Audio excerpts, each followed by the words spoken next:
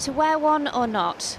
In Scotland, face coverings in shops have been compulsory for 10 days already.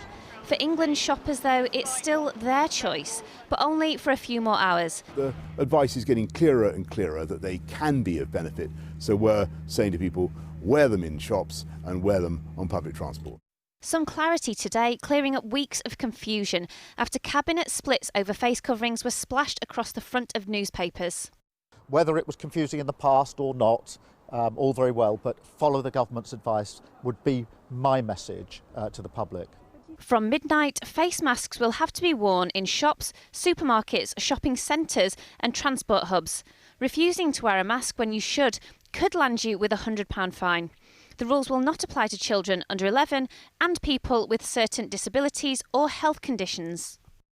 In Northern Ireland today, ministers said face coverings in shops will likely become mandatory on the 20th of August following a public awareness campaign. And in Wales, they remain voluntary.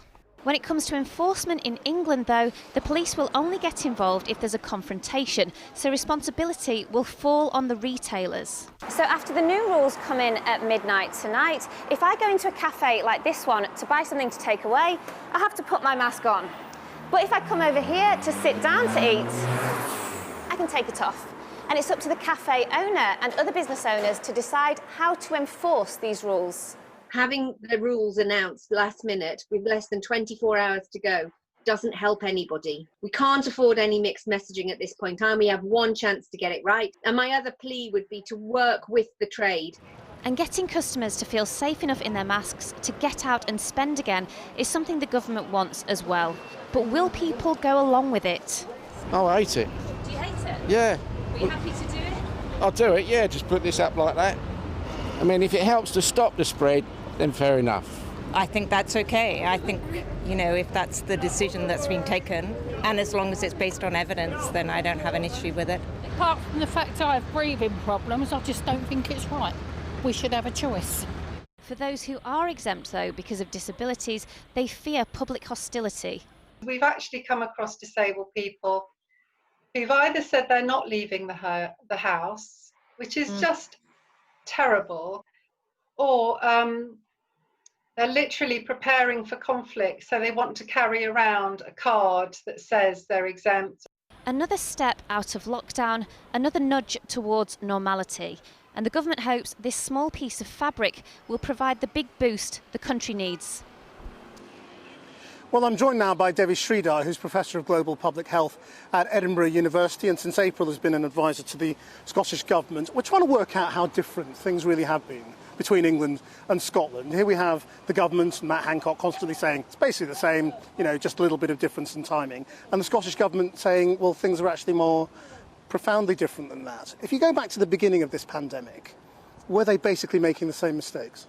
Well, I think through March you did see many of the same policies. You saw lockdown around the same time, but I think since April you saw a divergence starting. And the first was on policies, a local testing and tracing system, and one that's actually proving to be robust. Another one being clear messaging, high trust in government, and also, face coverings, introducing them early on and trying to get compliance quite quickly at a high level. So, we just heard Douglas Ross, the Conservative MP, saying there's not really been much of a difference in face masks. So what was the actual difference as you see it in Scotland? Well, and how compliant have people been? Well, I think the first thing to say is timing is really everything in a pandemic, right? So travel restrictions can work if you bring them on early on. If you bring them after you have significant community transmission, they're kind of meaningless at that point until you can bring the transmission down again. So timing is absolutely essential with lockdowns, releasing restrictions and so on. On face coverings, they were made mandatory 2 weeks ago. In weeks before that, it was encouraged. And I think, making them mandatory turned compliance extremely high to, over 95%. And actually it made people feel safer because they could go into shops knowing they'd be protected and they'd be protecting others. When it comes to infections and deaths, is Scotland doing better than the rest of the United Kingdom or better than England? Well, I guess proportionally? I would compare Scotland to the rest of the world and say right now I feel quite lucky to be here because our testing positivity, that's the number of positive cases, the number of total people you test, is very low. It's under 1%, under today 0.5%, or many places in the world around 10 to 20%. And also deaths, we've had 15 days with one death, one person in ICU. So I think, of course, we know with pandemics before you can never celebrate. You just have to hope to maintain and hope to keep that ground. But I think it feels in a good place right now. But is the truth that Scotland actually benefited from Boris Johnson's lockdown timing, because the peak hadn't hit here at the same time as it had hit in London, which was perhaps driving policy, in Downing Street. Definitely. I mean, I think we did benefit from being a few days earlier, but actually, I had been calling from late February, early March to already lock down. So if you think of every week in a pandemic, every day this virus spreads in an exponential way, the earlier we could have locked down, the better. So ideally, we could have locked down even earlier in March. So I'm happy where we got to, but we have to look back at those mistakes in the past. And, now in terms of the strategy, Scotland says it has a zero COVID strategy. It's trying to eliminate coronavirus, which is, again, different sounding to what's going on in England. But is it really different? Well, I think here it's been clearly articulated that you want to get out of community transmission, because when you're out of community transmission, you can have people who are shielding go outside. You can actually have schools reopen fully with no distancing. You can have contact sports go ahead because you don't have that fear of the virus lingering everywhere. You have clusters that might emerge, but if you can quickly detect them and contact trace, you can get out of that. With England, I'm not really sure. It seems like they are trying to suppress, but they're also content with a certain number of infections every day and a certain level of death. So I just wish they would clearly articulate it and we could work together across the 4 nations to really drive this virus out. So do you think the politics ultimately helps beat the virus, or is it getting in the way? The politics of...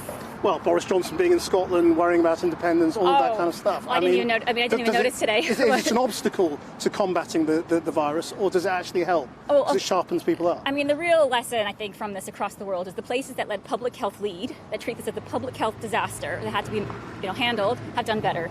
The places that politicized it, and we see this most clearly in the United States, have done really abysmally. And actually, we see that you get the economic hit and the health hit, where the places that just focused on dealing with your public health problem could then move on to their economic problem much quicker.